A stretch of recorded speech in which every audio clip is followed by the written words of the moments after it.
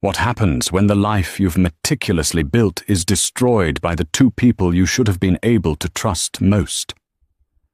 For Amelia Harrison, her picture-perfect marriage didn't just end. It exploded in a hail of lies, betrayal, and public humiliation. She found herself in a cold courtroom, 8 months pregnant, facing the man she once loved and the woman who had taken her place. The mistress, dripping in designer clothes bought with Amelia's money, wasn't just present. She was mocking her, smirking at her swollen belly.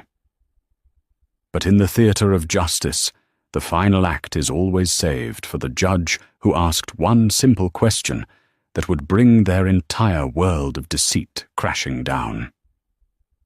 This is the story of how a single sentence changed everything. Amelia Harrison believed she had it all. At 32, she lived in a stunning 4-bedroom colonial in the suburbs of Charlotte, North Carolina, a home she had lovingly decorated from scratch.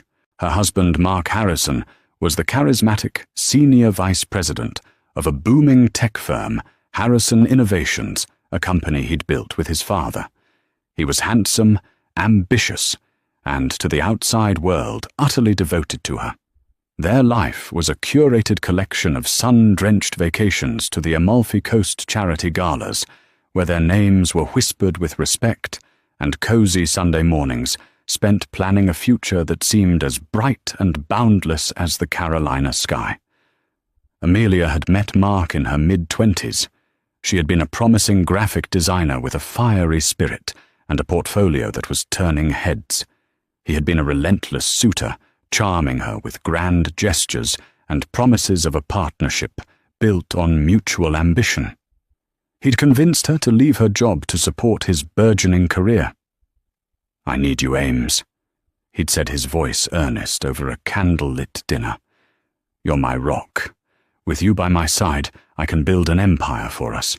Blinded by love and the intoxicating pull of his vision, she had agreed. She became the perfect corporate wife, hosting flawless dinner parties for investors, remembering the names of his colleagues' children, and managing their home with the efficiency of a CEO. Her design skills were channeled into their house, their holiday cards, and Mark's public image. She was the silent, uncredited architect of his social success. For 7 years it worked. Or rather, she made it work. If she noticed the growing frequency of his late nights at the office, or the way his phone was always angled away from her, she dismissed it as the stress of his high-pressure job. If she felt a pang of loneliness in their vast, quiet house, she filled the space with plans for their future family. And then the miracle they had been waiting for finally happened. After years of trying and one heartbreaking miscarriage, Amelia was pregnant. The positive test felt like a validation of all her sacrifices, the final, perfect piece of their beautiful life. Mark was ecstatic, or so he seemed. He'd kissed her deeply, lifting her off the ground and spinning her around in the kitchen. He'd placed a hand on her still flat stomach and whispered, "Hello in there. Daddy can't wait to meet you." The first few months of her pregnancy were idyllic. Mark was more attentive than he'd been in years. He'd bring her breakfast in bed, massage her swollen ankles, and talk to her belly every night, telling their unborn daughter, whom they'd decided to name Lily, about his day. Amelia's heart swelled with a love so profound, it felt like it could shatter her ribs. This was it. This was the reward. Her faith in him, in them, had been justified. The gilded cage she hadn't even realized she was in suddenly felt like a palace. But as her belly grew, so did the distance between them. The late nights returned with a vengeance. Business trips became more frequent and were often extended at the last minute. When he was home, he was distracted, his thumb perpetually scrolling through his phone, a tight, unreadable smile on his face. The easy intimacy they had briefly rediscovered vanished, replaced by a polite, almost clinical courtesy. Amelia tried to talk to him about it. "Is everything okay at work, honey?" She'd ask, her voice laced with a concern that was slowly curdling into fear. "Just busy, Ames," he'd reply, not looking up. "Closing a big deal. You know how it is." She wanted to believe him, desperately. She told herself it was her hormones making her paranoid, that the anxieties of impending motherhood were coloring her perceptions. Her best friend Sarah, a fiercely practical lawyer, wasn't so sure. "I don't like it, Amelia," Sarah said over coffee one afternoon, her eyes scanning Amelia's worried face. "He's acting like a man with a secret. The big deal excuse is the oldest play in the book. For he's just stressed," Amelia insisted, her hand protectively cradling her belly. "He's about to be a father. It's a lot of pressure." Sarah sighed, stirring her latte. "Just be careful. Keep your eyes open. A man who is about to be a father should be coming home early, not staying out all night." Amelia brushed off the warning, but a seed of doubt had been planted. It began to sprout little poisonous tendrils that wrapped around her heart. It was a stray receipt for a dinner for two at a restaurant he claimed he'd never been to. It was the scent of a perfume she didn't wear, clinging faintly to his suit jacket. It was a whispered phone call he took in the garage that he ended abruptly when she walked in. Each incident was a tiny crack in the perfect facade of their life, and soon the cracks were too big to ignore. The third trimester was a study in contrasts. Physically, Amelia was blossoming her body dedicated to the singular miraculous purpose of growing their daughter. Emotionally, she was withering. The beautiful home that once felt like a sanctuary now felt like an elaborate stage for a play in which she was the only one who didn't know her lines. Mark's presence was fleeting, a ghost who left behind the scent of expensive cologne and a trail of vague excuses. The breaking point didn't come with a dramatic confrontation, but with a quiet, sickening discovery. Mark was away on a supposed 3-day business trip to Chicago. That evening, Amelia was organizing their home office, sorting through a pile of mail that had accumulated on his desk, when a sleek black envelope caught her eye.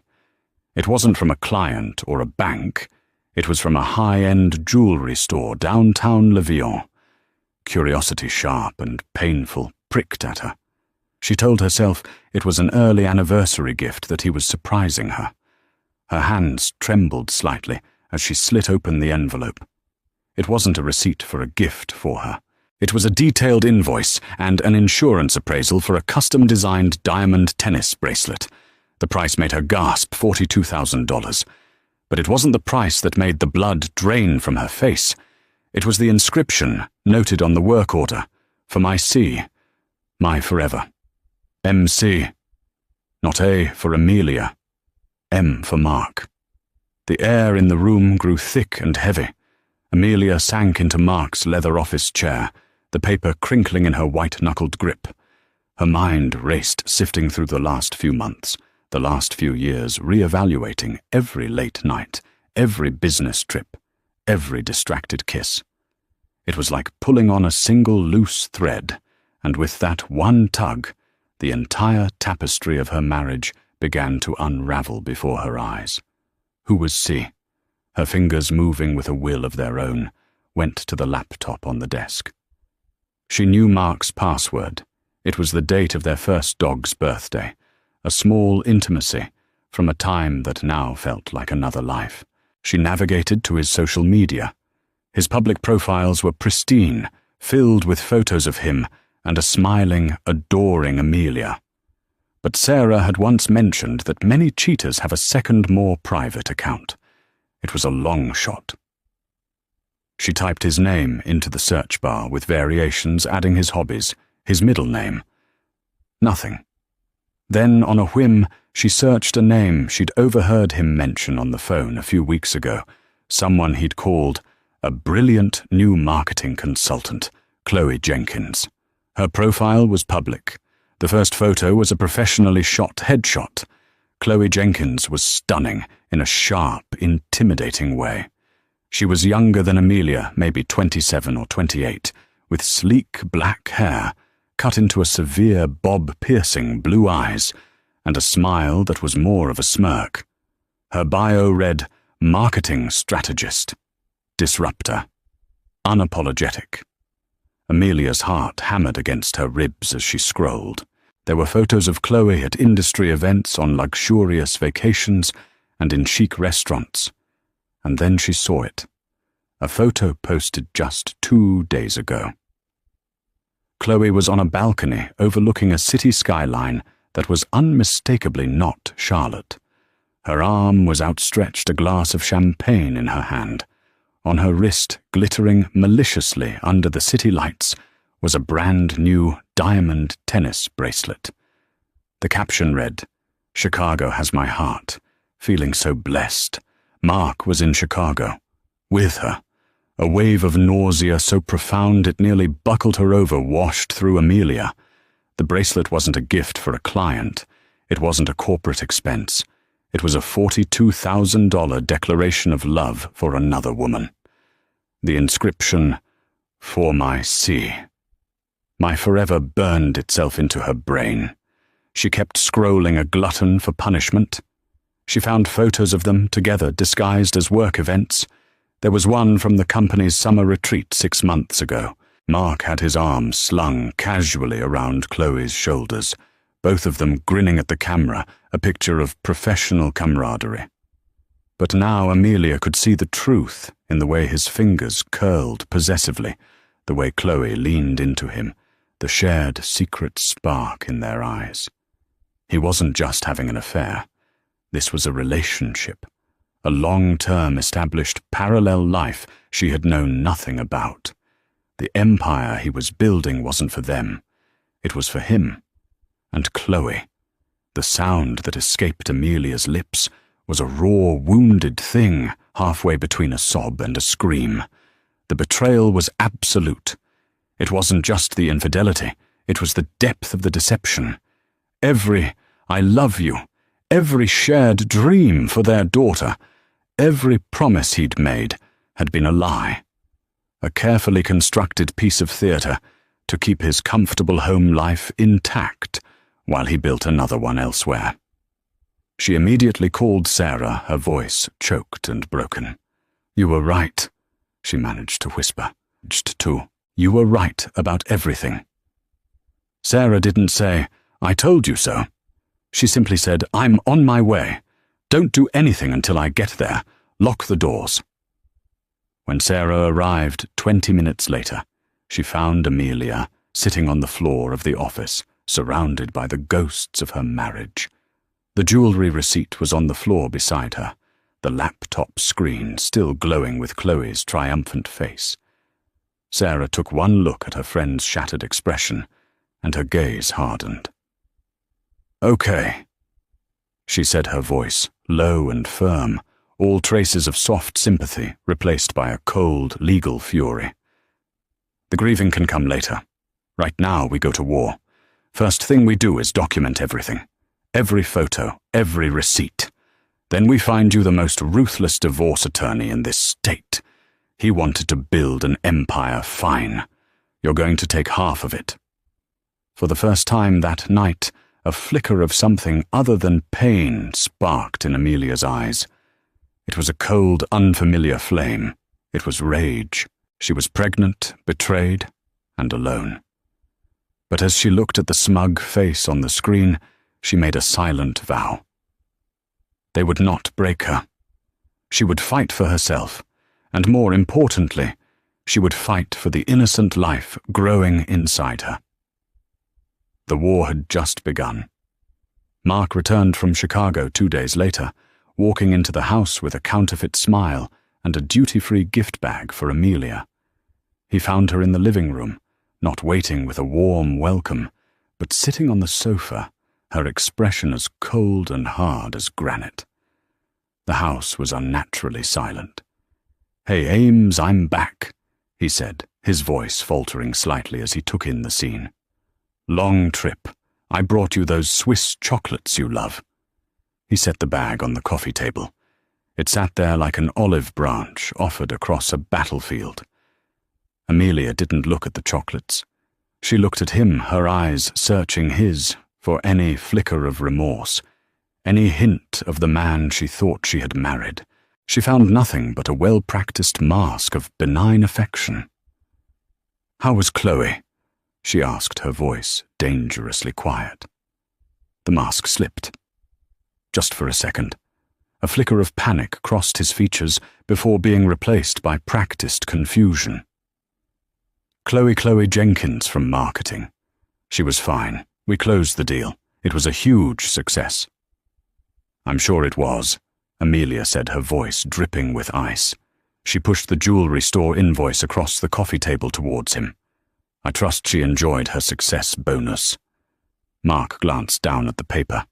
The color drained from his face. He looked from the invoice to Amelia's unyielding stare, and he knew. The game was over. His first instinct was to lie. "Amelia, this isn't what it looks like. That was a corporate gift for a client's wife, a thank you." "Stop!" She cut him off, her voice rising with a tremor of fury she could no longer contain. "Just stop, Mark.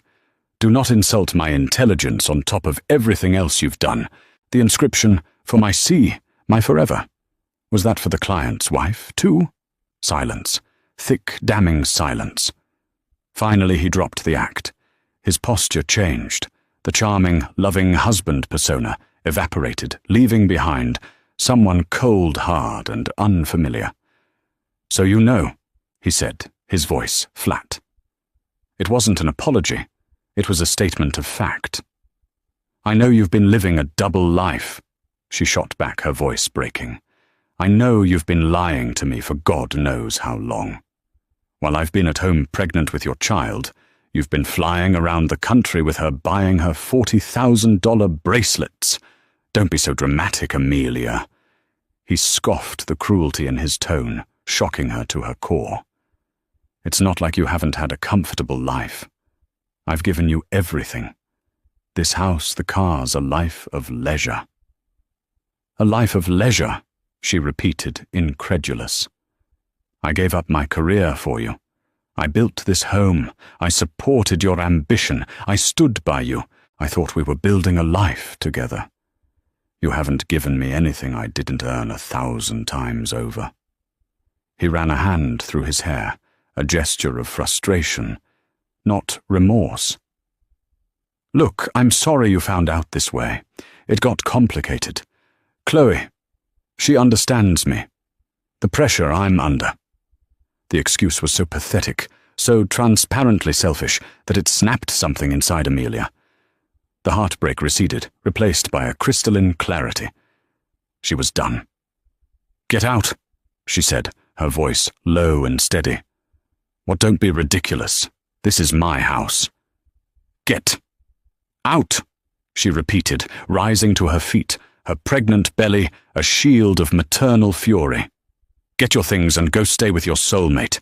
I want a divorce, and I'm going to take you for everything you are worth." His face twisted into a sneer. "You'll regret this, Amelia. You have no idea who you're dealing with. You think you can fight me? You'll end up with nothing." He left, slamming the door behind him.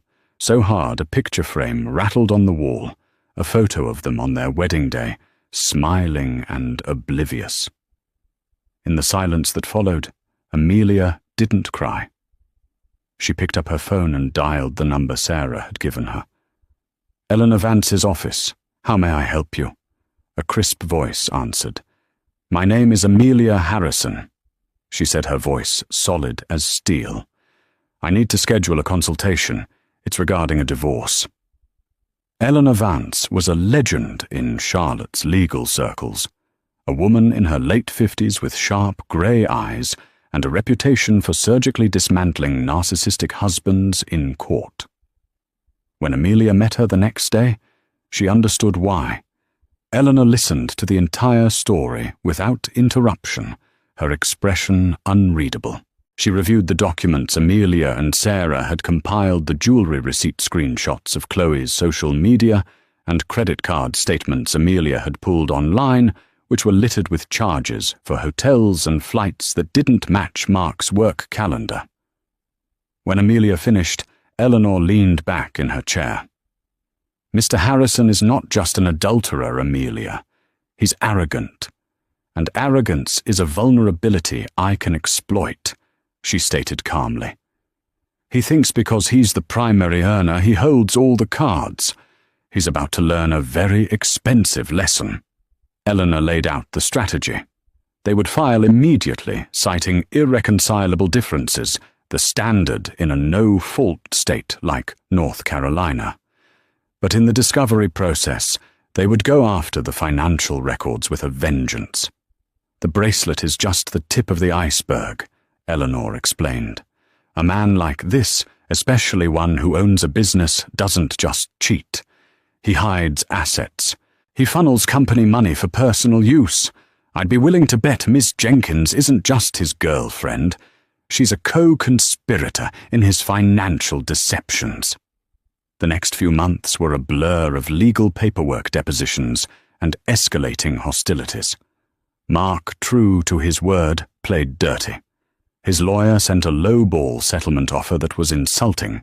He claimed his company was struggling, that his income had dropped significantly. He cancelled Amelia's credit cards, leaving her financially stranded. He even had his lawyer suggest that the stress of the divorce was her own fault, that her mood swings had driven him away. Through it all, Amelia held firm, buoyed by Eleanor's unwavering confidence and Sarah's constant support. They dug deeper.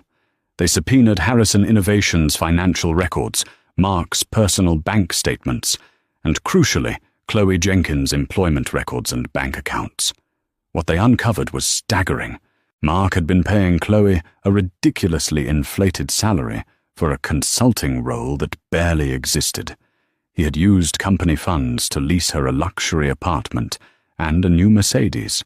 Worse, they found evidence of offshore accounts, shell corporations, set up to hide millions of dollars in profits money that was part of the marital estate. Mark wasn't just trying to cheat Amelia out of a fair settlement. He was committing felony-level financial fraud. As the court date approached, Amelia felt a strange sense of calm. The fear and heartbreak had been burned away, leaving a core of pure, unadulterated resolve.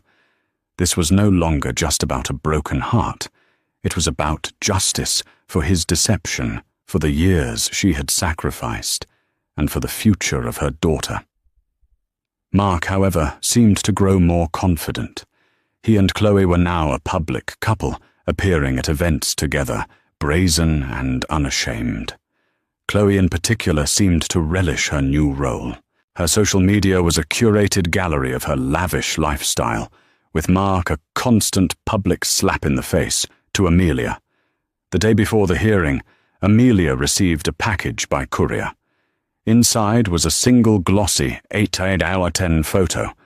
It was of Mark and Chloe posing in front of a new home they were building. Mark had his hand on Chloe's flat stomach, mirroring the exact pose he had struck with Amelia when they had first announced her pregnancy. There was no note. None was needed. It was a declaration of war, a final cruel twist of the knife. Amelia looked at the photo, at their smug, triumphant faces, and instead of crumbling, she slid it carefully into the folder she was taking to court. It was a reminder of exactly who she was fighting, and why she had to win. The day of the divorce hearing arrived cloaked in a damp grey October chill that mirrored the ice in Amelia's veins. At 8 months pregnant, every movement was an effort. Squeezing into a conservative navy blue maternity dress felt like putting on armor. Her ankles were swollen, her back ached, and Lily was kicking up a storm as if sensing her mother's turmoil.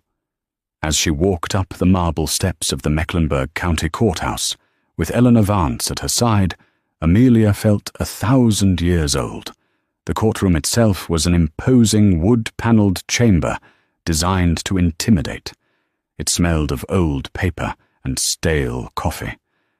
Amelia's little group herself, Eleanor and Sarah, who had taken the day off to offer moral support, sat at the plaintiff's table. A few minutes later, Mark and his legal team arrived.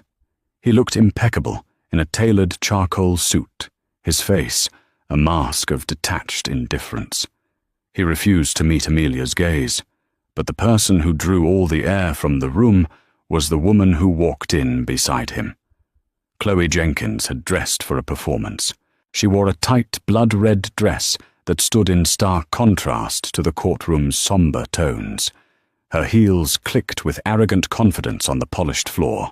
Her black hair was perfectly styled, her makeup flawless. On her wrist, glittering under the fluorescent lights, was the infamous diamond tennis bracelet.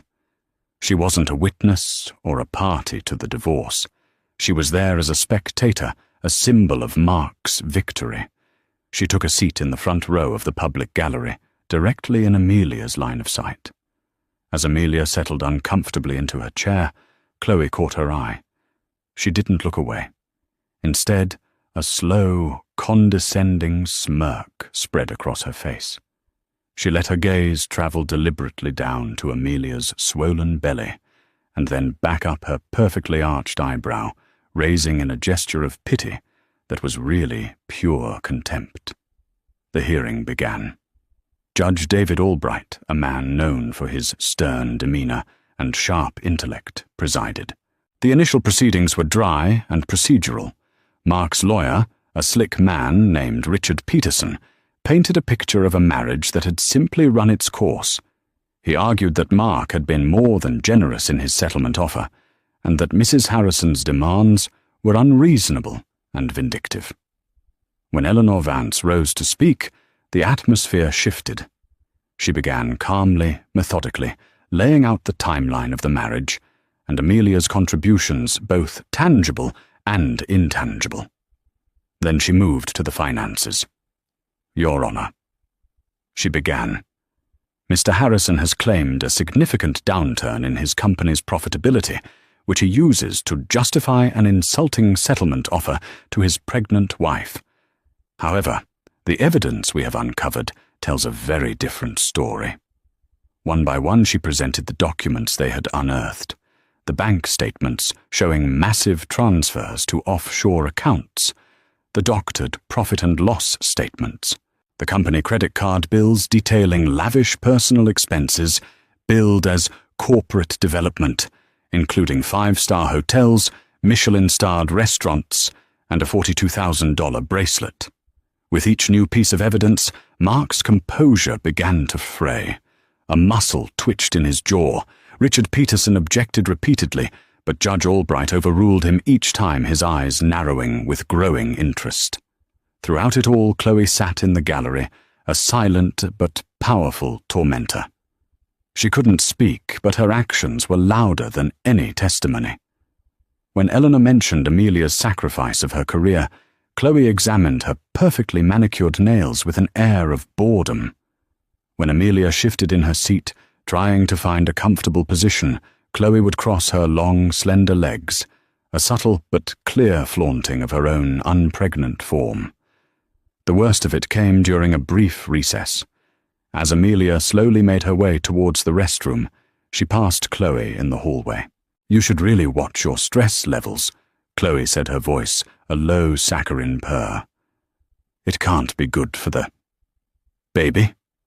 She let the word hang in the air as if it were a distasteful object. She then glanced down at her own flat stomach and patted it lightly, a cruel, triumphant smile playing on her lips. Mark and I are waiting until the time is right. We want our children to be born into a stable, happy home. You understand. The venom in her words was so potent it felt like a physical blow. It was a direct, calculated attack, mocking not just Amelia, but the innocent child she was carrying. Amelia felt a surge of white-hot rage, but she remembered Eleanor's advice. Do not engage. Do not give them the satisfaction. Your victory is in the courtroom, not the hallway. Amelia simply stared at her, a look of cold pity on her face. "You have no idea what a home is," she said, quietly, and continued walking. Back in the courtroom, the final phase of the hearing began. Eleanor was cross-examining Mark's chief financial officer, a nervous man who was crumbling under the weight of her precise, relentless questioning. He was forced to admit to the existence of the offshore accounts and the falsified business records. Mark looked apoplectic, but Chloe incredibly still seemed to think they were winning. She sat there radiating smugness, occasionally catching Mark's eye and giving him a subtle nod of encouragement. She believed their wealth and power made them untouchable. She believed Amelia was a pathetic, discarded wife who was about to be put in her place. Her confidence was an insult. Her presence was a spectacle of cruelty, and Amelia, watching her from across the room, felt a sudden steely calm descend. Chloe's arrogance, she realized, was not a sign of strength. It was a fatal flaw. And as Eleanor Vance wrapped up her questioning of the CFO, she glanced over at Chloe, a flicker of an idea in her eyes. The stage was set. The performance was about to reach its climax. All it needed was for the final actor to be called to the stand.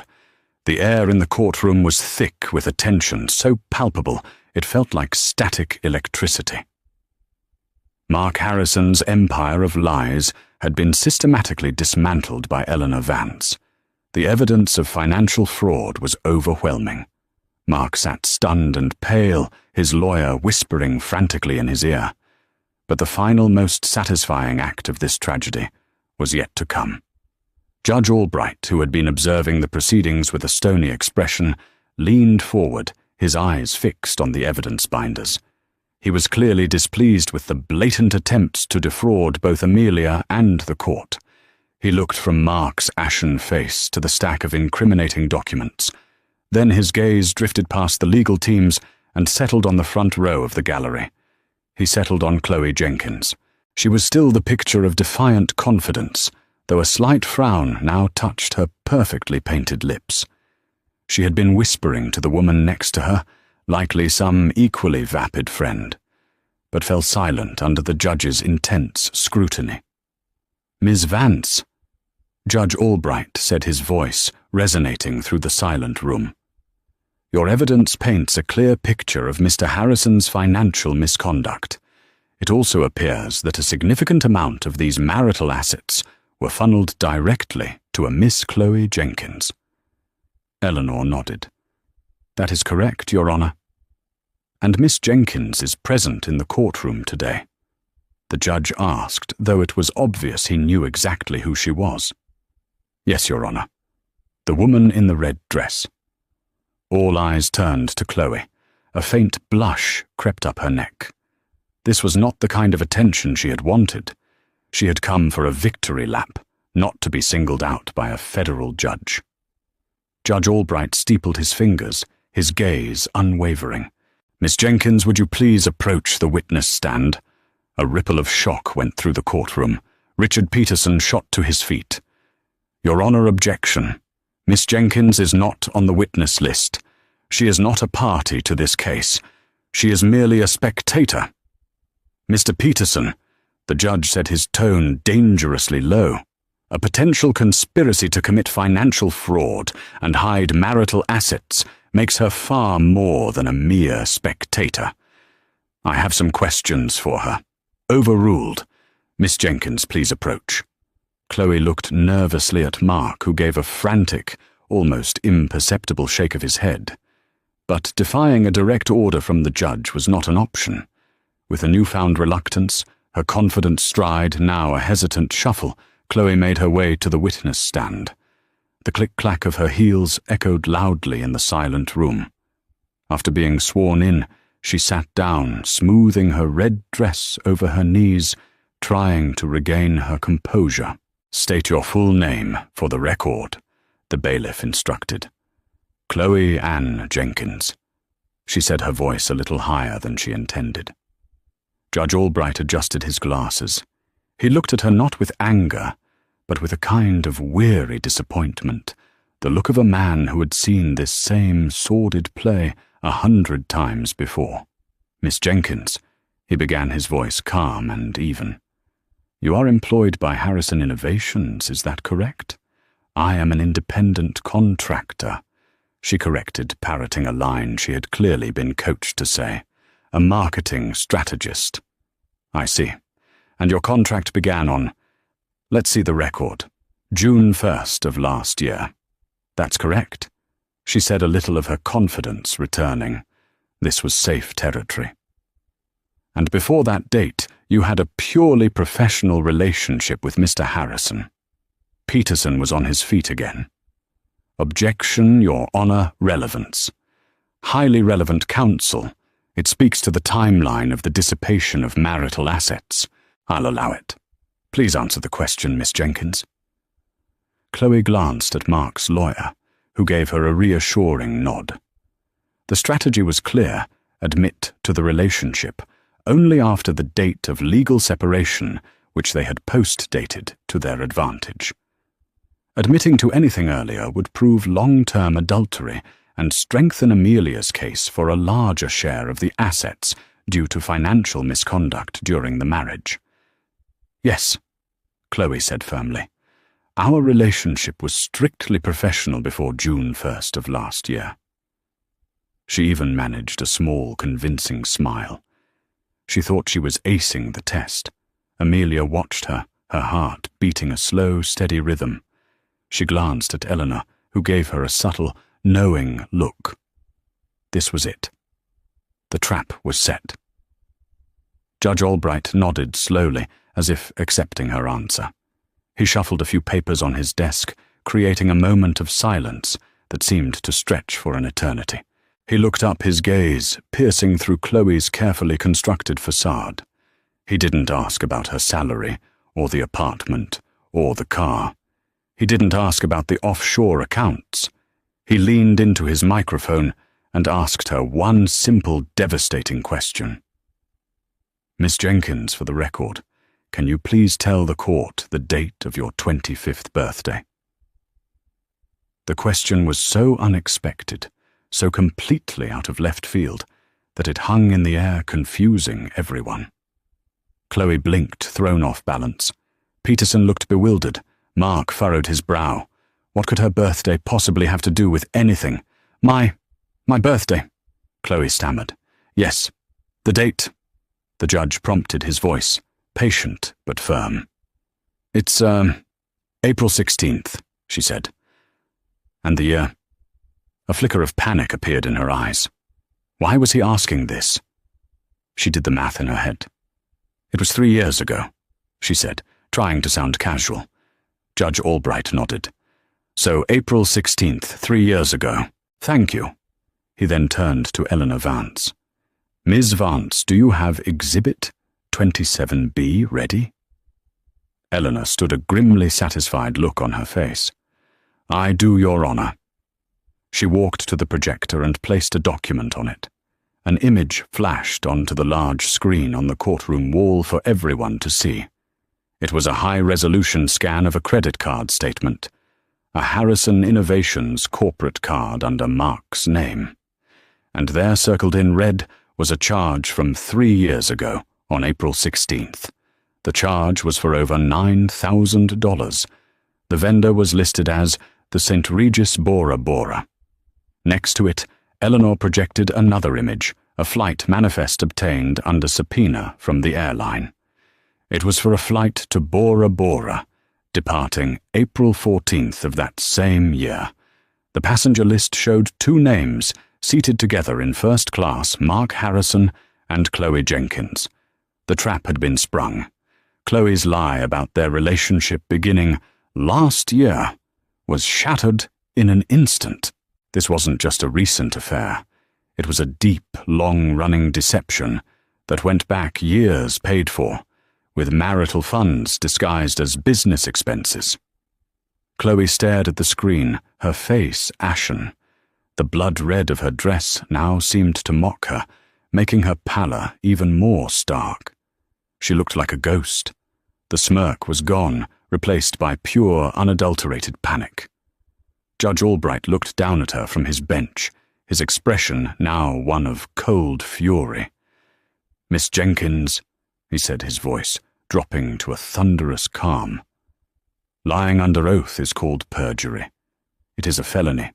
Given the irrefutable evidence on the screen, would you like to reconsider your previous statement about when your romantic relationship with Mr. Harrison began?" Chloe opened her mouth, but no sound came out. She was trapped. All her cleverness, all her arrogance had evaporated. In that moment, she was just a liar who had been caught. The entire courtroom watched as the woman who had mocked a pregnant wife was publicly and completely undone by a single simple question about her own birthday. The silence that followed the judge's question was heavier than any sound. It was the sound of a world imploding. Chloe Jenkins sat frozen in the witness box, her face a mask of disbelief and terror. The flight manifest and the hotel bill glowed on the screen behind her, an irrefutable digital tombstone for her lies. Richard Peterson Mark's lawyer was scrambling. "Your Honor, my client and Miss Jenkins were on a corporate retreat. It was a team-building exercise." He blurted out a desperate, flimsy excuse that sounded absurd, even as it left his lips. Judge Albright turned his withering gaze on him. "A team-building exercise for two. In a private overwater bungalow at the St. Regis, on her birthday council. Do not insult the intelligence of this court. Sit down." Peterson sank back into his chair, defeated. The judge turned his attention back to the woman on the stand. "Miss Jenkins, I will ask you one more time. Did you or did you not commit perjury before this court?" Chloe's eyes darted wildly between the judge, a furious Mark, and the damning evidence on the screen. The tears she had feigned for sympathy earlier were now real, streaming down her face and ruining her expensive makeup. I plead the fifth," she whispered, her voice barely audible. It was an admission of guilt. Judge Albright's gavel came down with a crack that made everyone jump. "The court will take a 30-minute recess. Ms. Vance, Mr. Peterson, I want to see you in my chambers. Now. And bailiff, please, ensure Miss Jenkins does not leave the courthouse." The implication was clear. Chloe wasn't just a witness anymore. She was facing serious criminal charges. As the bailiff moved to stand near the witness box, the reality of her situation finally hit her. The designer dress, the expensive bracelet, the smug superiority, it all meant nothing. She had been a queen in a borrowed kingdom, and the castle walls were crumbling around her. As soon as the judge left the bench, the courtroom erupted in hushed but frantic activity. Mark leaped to his feet and stormed over to his lawyer, his face purple with rage. "You told me this was handled. You told me they had nothing." He hissed, his voice low but venomous. Amelia simply sat at her table, her hand resting on her belly. She watched the chaos unfold, not with triumph, but with a profound and weary sense of justice. She felt Lily give a gentle kick, a small internal reminder of what truly mattered. Sarah reached over and squeezed her hand, her eyes shining with pride. The 30-minute recess stretched into an hour. When the lawyers finally emerged from the judge's chambers, their expressions told the whole story. Eleanor Vance was composed and resolute. Richard Peterson looked like he had aged 10 years. His suit seemed to hang off his slumped shoulders. Mark met him halfway up the aisle. "What happened? What's the deal?" Peterson sighed, wiping a hand over his face. "There is no deal, Mark. There's a settlement, and you're going to take it. The judge is furious. He's referring the evidence of your financial fraud and Chloe's perjury to the district attorney's office. You are both facing a criminal investigation." Mark staggered back, as if he'd been physically struck. "Criminal for what? A few expenses." "For felony tax evasion, wire fraud, and conspiracy, Mark." Peterson snapped his professional veneer, finally cracking. "The judge's offer is this. You sign the settlement agreement Ms. Vance has prepared in full right now. In return, the court will note your cooperation. It won't stop the DA, but it's the only thing that might keep you out of prison. If you refuse, he's prepared to hold you in contempt of court for hiding assets and sanction you so heavily, you'll be lucky if you can afford a bus ticket out of town. The choice is yours." The fight drained out of Mark completely. The arrogant, untouchable corporate titan was gone, replaced by a desperate, cornered man. He looked over at Amelia, his eyes pleading for the first time. But Amelia's face was a placid lake, offering no sympathy, no forgiveness. She had none left to give. The settlement agreement was a work of art. It wasn't just half of the declared assets. It was 65% of the total marital estate, including the millions hidden in the offshore accounts, which would be liquidated and transferred under court supervision. Amelia was awarded sole ownership of the family home, full alimony for 10 years, and a child support payment so substantial it would guarantee Lily's future security for life. Mark would also be responsible for all legal fees. It was a total and utter capitulation, a complete financial annihilation. Mark stood there for a long moment, the pen hovering over the paper. He looked at the document, then over at Chloe, who was now quietly sobbing, being questioned by a court officer. His perfect new life, his forever, with his Nessie, was over before it had even begun. With a hand that trembled with rage and defeat, he signed his name. As Amelia and her team packed their briefcases, Chloe was escorted from the courtroom by the bailiff, heading towards a future that now involved lawyers' legal fees and the very real possibility of a criminal record. Her mocking smirk was a distant memory, replaced by the stark, ugly face of consequence. Mark was the last to leave. As he walked past Amelia's table, he stopped. "Are you happy now?" he asked, his voice a hollow whisper. "You've ruined me." Amelia looked up at him, her gaze clear and steady. She didn't feel happiness. She didn't feel hate. She felt free. "You ruined yourself, Mark," she said, her voice calm and even. "You built a house of cards on a foundation of lies. I just had the courage to blow it down." She then stood up, placed a protective hand on her daughter-to-be, and walked out of the courtroom without a backward glance, leaving the wreckage of her old life behind her for good.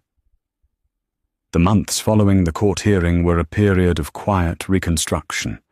The media caught wind of the dramatic courtroom showdown, and for a few weeks, Mark and Chloe's downfall was a delicious piece of local gossip.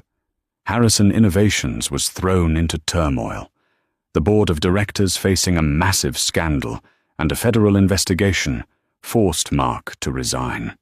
The empire he had been so proud of, the one he had betrayed his family for, crumbled into dust. He and Chloe were eventually indicted on several counts of fraud and tax evasion. Their legal battles were just beginning. Amelia, however, turned her face away from the noise and towards the future. With the settlement secured, she had the means to build a new life, one entirely of her own design. The first thing she did was sell the large colonial house. It was beautiful, but it was haunted by the ghosts of a life that was a lie. She bought a charming, sun-filled bungalow in a historic neighborhood closer to the city, with a large backyard, perfect for a child to play in. She hired a contractor, and for the first time in years, dusted off her own design skills. She poured her heart into renovating the house, not as Mark Harrison's wife, but as Amelia Evans, the name she had legally reclaimed. She knocked down walls to create an open, airy living space. She painted the walls in warm, inviting colors. She designed a nursery for Lily that was a whimsical wonderland of soft pastels and hand-painted murals of forests and friendly animals. Every choice was hers. Every nail, every tile, every splash of paint was a declaration of her independence. 2 months after the court date, Lily Ann Evans was born. She was a beautiful, healthy baby with a tuft of dark hair and her mother's bright, curious eyes. Holding her daughter for the first time, Amelia felt a love so pure and powerful it eclipsed all the pain she had endured. This tiny, perfect human was her future. This was her forever. Life settled into a new, peaceful rhythm. It was filled with the simple, profound joys of motherhood, the scent of baby powder, the sound of Lily's soft gurgles, the warmth of her small body nestled against her chest during late-night feedings. Sarah was a constant presence, the doting Auntie Sarah, who spoiled Lily rotten and provided Amelia with an endless supply of coffee and adult conversation. One afternoon, about a year after the divorce, Amelia was sitting in her sun-drenched living room, watching Lily take her first wobbly steps. Her phone buzzed with a news alert. She glanced at it. Mark Harrison had been sentenced to 3 years in a low-security federal prison. Chloe Jenkins, in a plea deal that involved her testifying against Mark, received 2 years of probation and a hefty fine. The diamond bracelet, a marital asset, had been confiscated and sold with the proceeds going to Amelia. Reading the news, Amelia felt a surprising lack of emotion. There was no joy, no sense of vengeance. Their fate was a postscript to a chapter of her life that was already closed. Their punishment was the affair of the state. Her victory was the peaceful, happy life she was living right now. She put her phone down and focused on her daughter. Lily stumbled, fell onto her diaper-padded bottom, and looked up at her mother with a surprised expression before breaking into a wide, gummy smile. Amelia laughed, her heart swelling. She had once thought her life was a fairy tale that had turned into a nightmare, but now she knew the truth. She had escaped a gilded cage and had been forced to find a strength she never knew she possessed. The mockery in that courtroom, Chloe's smug, cruel face, had been the catalyst. The judge's simple question had been the key that unlocked her prison. She had lost a husband, but she had found herself. And in finding herself, she had built a true home, not on a foundation of lies and secrets, but on the unshakable bedrock of her own resilience, courage, and a mother's unconditional love. As Lily pulled herself up and took another wobbly step towards her outstretched arms, Amelia knew, with absolute certainty, that her real life had only just begun.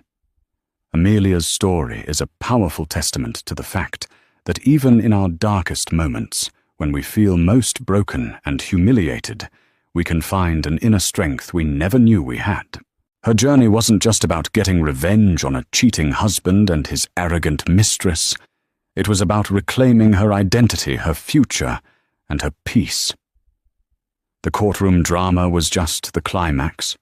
The real victory was the quiet, happy life she built for herself and her daughter, Lily, brick by brick, on a new foundation of truth and self-worth. It's a reminder that sometimes the end of a chapter you thought was your whole story is actually the beginning of a much better one. What did you think of Amelia's story? Was the judge's question the most satisfying moment, or was it seeing her thrive in the end? Let us know your thoughts in the comments below. If this story of resilience and justice resonated with you, please give this video a like and share it with someone who might need to hear it. And for more incredible stories of triumph over adversity, make sure you subscribe to our channel and hit the notification bell. Thank you for listening.